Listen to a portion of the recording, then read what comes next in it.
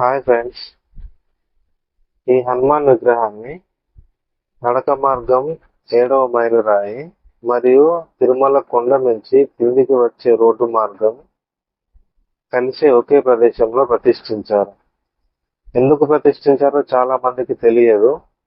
తెలియజేయడమే నా వీడియో యొక్క ఉద్దేశం. 1979లో ఒక అమ్మాయిని హనుమాన్ విగ్రహం ఉన్న ప్రదేశంలో దారుణంగా హత్య చేశారు.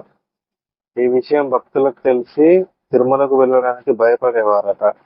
అసలే నడక మార్గంలో మెట్లు లేకుండా, సరైన సౌకర్యాలు లేకుండా ఇబ్బందులు పడే భక్తులు అలాంటి పరిస్థితులలో ఒక అమ్మాయిని ఎవరో చంపారని తెలిసి తిరుమలకు వెళ్ళకూడదని భక్తులు భయభ్రాంతులకు గురయ్యేవారు. అప్పటి టీటీడీ చీఫ్ ఎగ్జిక్యూటివ్ ఆఫీసర్ అయిన టీవీఆర్కే ప్రసాద్ గారికి ఈ విషయం తెలిసి చాలా బాధకు గురయ్యారట. పవిత్రమైన పుణ్యక్షేత్రమైన తిరుమలలో ఇలాంటి సంఘటనలు జరగడం ఏమిటని చాలా బాధపడ్డారు. ఆయన ఒకరోజు తమిళనాడు వెళ్తుంటే మధ్యలో పిఠాపురం అనే ఊర్లో ఒక పెద్ద హనుమాన్ విగ్రహాన్ని చూశారట.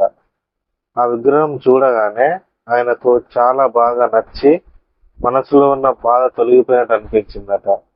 వెంటనే ఆ విగ్రహాన్ని ఎవరు తయారు చేశారో తెలుసుకోగా తోగు లక్ష్మీనారాయణ స్వామి అనే శిల్పి తయారు చేశాడని తెలుసుకొని ఆయన్ని కలిసి ఈ 7వ మైలురాయి దగ్గర ప్రతిష్ఠించారు.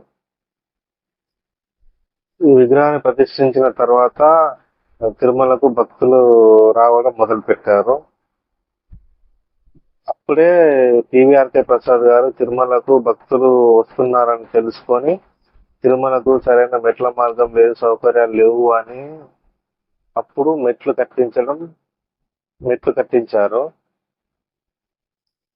టీవీఆర్కే ప్రసాద్ గారు తిరుమలకు వచ్చే భక్తుల కోసం చాలా ఆలోచించి చాలా సౌకర్యాలు కల్పించారు. మరియు అలిపిరి దగ్గర ఉండే పెద్ద గరుత్మంతుని విగ్రహం కూడా టీవీఆర్కే ప్రసాద్ గారే ప్రతిష్ఠించారు.